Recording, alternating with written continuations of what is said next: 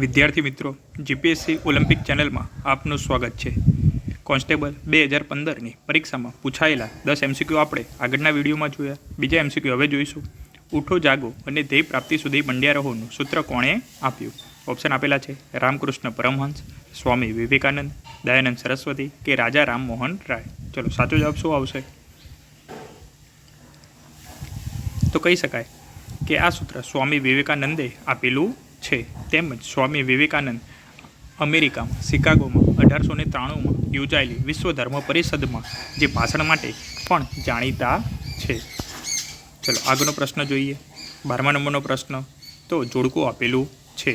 તો આ બાજુ સંસ્થા આપેલી છે અને આ બાજુ એના સ્થાપક આપેલા છે. તો બ્રહ્મા સમાજ, આર્ય સમાજ, વહાબી આંદોલન અને પંચમહાલ ભીલ સેવા મંડળ. તો શું આવશે? ચલો વિચારી લો, પછી હું તમને કહી દઉં. કહી શકાય કે બ્રહ્મ સમાજના સ્થાપક રાજા રામમોહન રાય છે. તેમજ તેમને બાળકીને દૂધ પીતી કરવાનો તેમજ સતી પ્રથાનો રિવાજ દૂર કરવા માટેના પ્રયત્નો કર્યા હતા. ચલો, આર્ય સમાજ. તો આર્ય સમાજના સ્થાપક કોણ છે?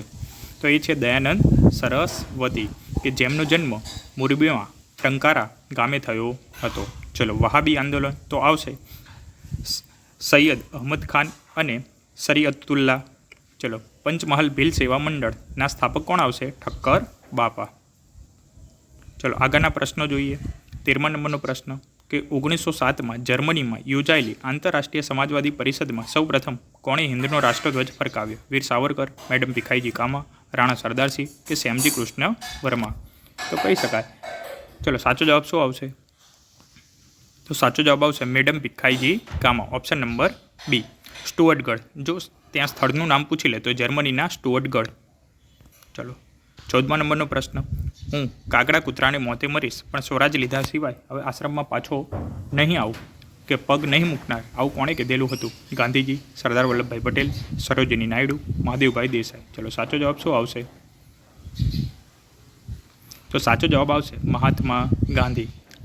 આ વિધાન તેમને દાંડીકૂચ વખતે કીધેલું હતું. કે દાંડીકૂચ આપણે કહી શકાય કે 12મી માર્ચ 1930ના દિવસે સાબરમતી આશ્રમથી દાંડી મુકામ સુધી એનું આંદોલન કરવામાં આવેલું હતું. કારણ કે કહી શકાય કે મીઠું એ સામાન્ય વ્યક્તિની જરૂરિયાત છે, પરંતુ મીઠા ઉપર એમને કર નાખી દીધો હતો. પરિણામે એમણે દાંડી આંદોલન કર્યું હતું, કે દાંડીકૂચ કરી હતી. ચલો, 15મા નંબરનો પ્રશ્ન. સ્વતંત્ર ભારતના સૌપ્રથમ ગૃહપ્રધાન કોણ હતા? ઓપ્શન આપેલા છે જવાહરલાલ નહેરુ, રાજેન્દ્ર પ્રસાદ, સરદાર વલ્લભભાઈ પટેલ કે ડૉક્ટર ભીમરાવ આંબેડકર. ચલો, સાચો જવાબ શું આવશે? આપણે સ્વતંત્રતા પ્રાપ્ત થઈ કે 15મી ઓગસ્ટ 1947ના દિવસે ભારત સ્વતંત્ર થયું. તેના પછીના સૌપ્રથમ ગૃહપ્રધાન તરીકે આપણે સરદાર વલ્લભભાઈ પટેલની નિમણૂક કરવામાં આવી. એમને સરદાર વલ્લભભાઈ પટેલને આપણે લોખંડી પુરુષ તરીકે પણ ઓળખવામાં આવે છે. એમનું સ્ટેચ્યુ આખા વિશ્વમાં સૌથી ઊંચું છે, જે સ્ટેચ્યુ ઓફ યુનિટી તરીકે ઓળખવામાં આવે છે, જે નર્મદામાં સાધુ બેટ પાસે આવેલું છે અને એની ઊંચાઈ 182 મીટર છે. તેમને 562 જેટલા રજવાડાને એકત્રિત કરવાનું ભગીરથ કાર્ય કર્યું હતું. ચલો, 16મા નંબરનો પ્રશ્ન જોઈએ. સિંધુ ખીણની સભ્યતાનું એક વિશાળ સ્થળ ધોળાવીરા ગુજરાતના કયા જિલ્લામાં આવેલું છે? નર્મદા, અમદાવાદ, જામનગર કે કચ્છ. ચલો, સાચો જવાબ શું આવશે? કહી શકાય કે ધોળાવીરા એ સિંધુ સભ્યતાનું સ્થળ છે. ધોળાવીરા કચ્છ જિલ્લામાં આવેલું છે. તો સાચો જવાબ આવશે ઓપ્શન નંબર ડી. તેમજ ધોળાવીરાને વર્લ્ડ હેરિટેજ સાઇટમાં તેનો સમાવેશ કરવામાં આવેલો છે. તો એ પણ મહત્વનો એમસીક્યુ, એ પણ યાદ રાખી લેજો. ચલો, 17મા નંબરનો પ્રશ્ન. સમ્રાટ અશોકનો શિલાલેખ ગિરનારની તળેટીમાં કયા કુંડની નજીક આવેલો છે? આત્મકુંડ, ધીરજ કુંડ, દામોદર કુંડ કે સૂરજ કુંડ. ચલો, સાચો જવાબ શું આવશે? તો સાચો જવાબ આવશે દામોદર કુંડ, કે જે ગિરનારની તળેટી એટલે કે જૂનાગઢમાં દામોદર કુંડ આવેલો છે અને ત્યાં જ સમ્રાટ અશોકનો શિલાલેખ આવેલો છે. ત્યાં તેમને ધર્મ આજ્ઞાઓ કોતરાયેલી છે. ચલો, 18મા નંબરનો પ્રશ્ન. શ્રી કૃષ્ણના બાળમિત્ર સુદામા ક્યાંના વતની હતા? પોરબંદર, મથુરા, ભાવનગર કે રાજકોટ. ચલો, સાચો જવાબ શું આવશે? ચલો, જવાબ આવશે ઓપ્શન નંબર એ, પોરબંદરના વતની હતા. એના સિવાય આપણે વાત કરીએ તો પોરબંદર સાથે મહાત્મા ગાંધીજીનું નામ જોડાયેલું છે, જેમનો જન્મ 2 ઓક્ટોબર 1869માં પોરબંદરમાં થયો હતો. તેમજ તેમના માનમાં કીર્તિ મંદિર પણ નાનજી કાલિદાસ મહેતા દ્વારા પોરબંદરમાં બાંધવામાં આવેલું છે. ચલો 19મા નંબરનો પ્રશ્ન. સોલંકી વંશના કયા રાજવીએ ભીલ સરદારને હરાવીને ત્યાં કર્ણાવતી કે હાલનું અમદાવાદ નગર વસાવ્યું હતું? ઓપ્શન આપેલા છે કુમારપાળ, કર્ણદેવ, દુર્લભરાવ કે ચામુંડારાજ. ચલો સાચો જવાબ શું આવશે? તો એક MCQ થઈ જાય કે કર્ણાવતી જૂનું નામ છે, હાલનું નામ કયું છે? અમદાવાદ. તો ત્યાં ભીલ સરદાર રાજ કરતા હતા, તો તેને કર્ણદેવ વાઘેલા રાજાએ તેને હરાવીને કર્ણાવતી નામ રાખેલું હતું. બરાબર. તો કર્ણદેવ વાઘેલા હરાવીને કર્ણાવતી નામ રાખ્યું હતું અને પછી અહમદ શાહ રાજાએ ઈસવીસન 26મી ફેબ્રુઆરી 1411ના રોજ અમદાવાદની સ્થાપના કરી અને તેને નામ અમદાવાદ રાખ્યું હતું. ચલો 20મા નંબરનો પ્રશ્ન જોઈએ કે મહમ્મદ બેગડા કેમ કહેવાય છે? ઓપ્શન આપેલા છે તે સામાન્ય માણસ કરતાં 2 ગણો જાડો હતો તેથી. બીજો ઓપ્શન તે 2 કડાક ભરીને મદિરા પીતો હતો તેથી. તે 2 ગણું જમતો હતો તેથી. તેણે જૂનાગઢ અને પાવાગઢ એમ 2 ગઢ જીત્યા હોવાથી. ચલો સાચો જવાબ શું આવશે? તો સાચો જવાબ આવશે ઓપ્શન નંબર ડી. તેણે જૂનાગઢ અને પાવાગઢ એમ 2 ગઢ જીત્યા હોવાથી એને મોહમ્મદ બેગડો તરીકે ઓળખવામાં આવે છે. તેને જૂનાગઢ પણ જીત્યું હતું અને પાવાગઢ પણ જીત્યું હતું.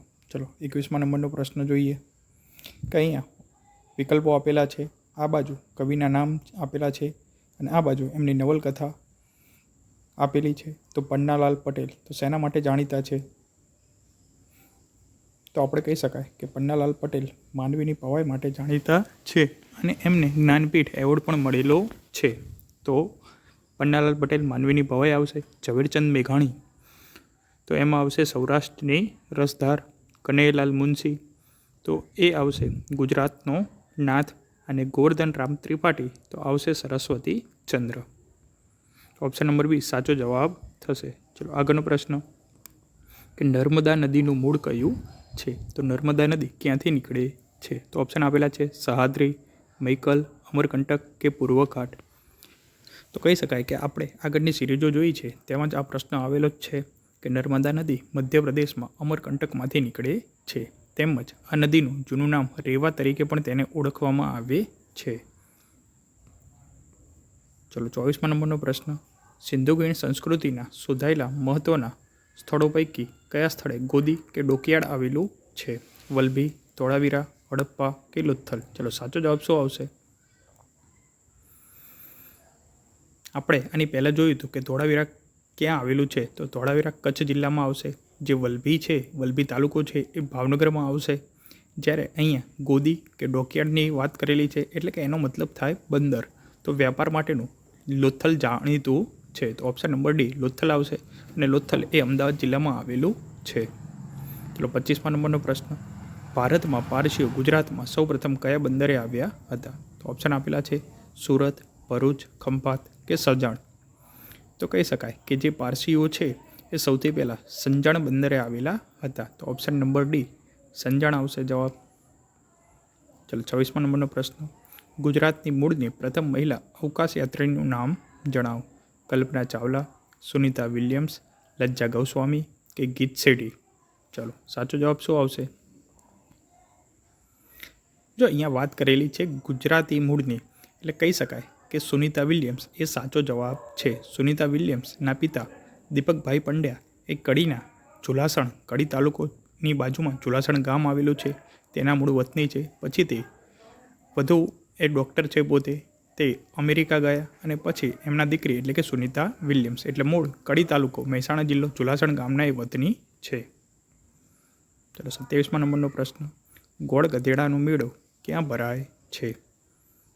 દાહોદ, બનાસકાંઠા, ભરૂચ કે સુરત. ચલો સાચો જવાબ શું આવશે?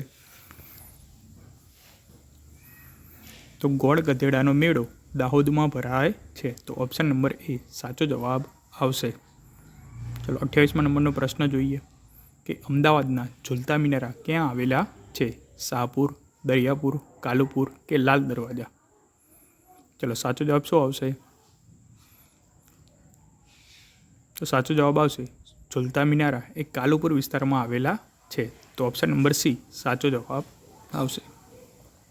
ચલો 29મા નંબરનો પ્રશ્ન. ગુજરાતનો સૌથી ઊંચો પર્વત કયો છે? જેસોર, બરોડો, શેત્રુંજો કે ગિરનાર? ચલો સાચો જવાબ શું આવશે? તો ગુજરાતનો સૌથી ઊંચો પર્વત ગિરનાર પર્વત છે. અને આ જ પ્રશ્ન આ વખતે પીએસઆઈની પરીક્ષા 2025માં પણ આ જ પ્રશ્ન પૂછાયેલો છે. ચલો આગળનો પ્રશ્ન, રતનમહાલ રીંછ અભયારણ્ય ક્યાં આવેલું છે? ડાંગ, દાહોદ, બનાસકાંઠા કે પંચમહાલ?